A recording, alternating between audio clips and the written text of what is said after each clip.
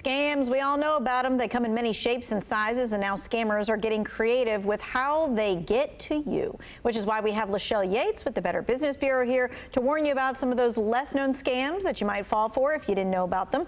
Lachelle is answering your questions as well. You can text your question to our expert for the day, 336-379-5775.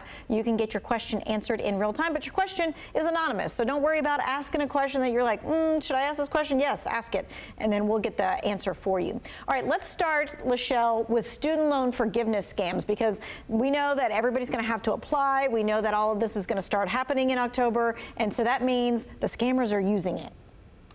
Yes, they are. I mean, it started as soon as President Biden announced it. We started getting reports of scams, and the scammers are pretending to be with various government agencies that are associated with student loans, including ones they're making up, like the fake Biden student loan forgiveness program, but also the federal student loan department. And here's how the scams are. Here are the types of scams that they're pulling. One, they've told people that they need to fill out online applications to see if they qualify for forgiveness.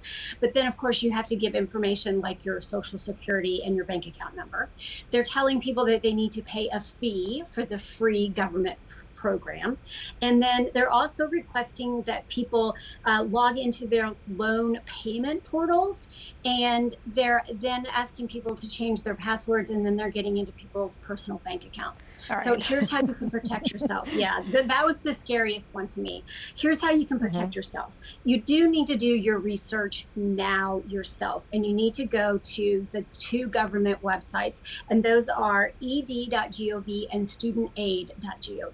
Yeah. The second thing that you need to realize is that these are free government programs, and you do not need to pay for free government programs. And third, do not give out your personal information, including your bank account, to anyone you don't know, especially to people that are contacting you. If you haven't made contact with them, you didn't initiate the contact, do not give out your personal information, including your bank account number.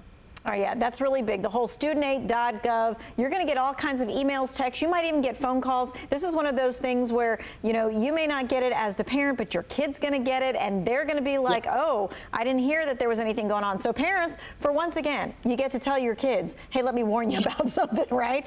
All right. How about this sports streaming scam? What is this? Okay, so this is a good one. You know, a lot of times that you're going to have friends, you have family that want to maybe watch a relative or a kid, or maybe it's even you can't make it to the game and you want to watch the streaming game online, because a lot of schools streamed during the pandemic and that hasn't gone away. Well, scammers see an opportunity. So here's how this works. You're searching on social media for a link to the game, and you see it. The scammers have put out this link and they say that it's free. So you go ahead and you click on the link. Well, this time it's not free. So you say, okay, well, you know, that's fine. I'll go ahead and pay. So you put in your payment details, and lo and behold, it's not, the link doesn't work because the free streaming service was never there. Unfortunately, that's not the worst part of this. It turns out that you've given your information to a scammer. Your payment detail. Okay. Yeah, all right. Exactly. Yeah. And all you were doing was trying to watch the game. You wanted. Okay, so how do we protect ourselves from that? Because it sounds like that's something that we could easily think that we were on the right path.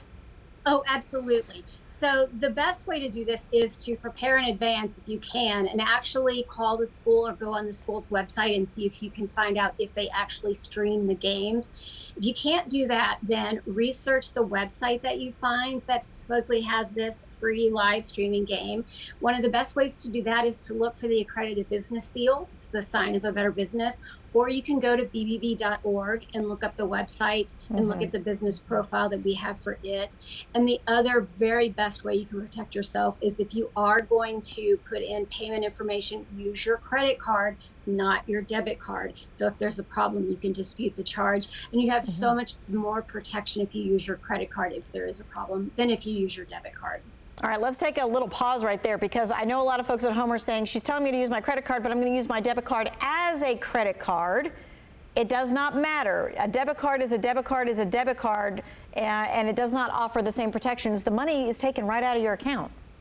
Exactly. I mean, if you use your debit card, it's the bank's money. But also, there are federal guidelines in place that stipulate how the credit card company has to manage a dispute. Those stipulations aren't in place for a bank. It's really up to the bank how they're going to handle this issue that you're calling fraud. And as Tanya, you just said, the other issue is that it's your money, it is out of your account. Plus, they now have access to your bank account. They may have taken $20 out for a live stream, but now they may be taking out more and more and more, depending on how quickly you figured all of this out. So that's why it's just so much better. Even if you get a credit card that you only use for online purchases and you don't use it for anything else, that is really the very best way to protect yourself. All right, so what's going to happen next is we're going to talk about the side hustle of wrapping your car, and can you make money with that? We're going to talk about some text scams, and we've got the number down here for you to text us your questions, 336-379-5775. We'll be right back.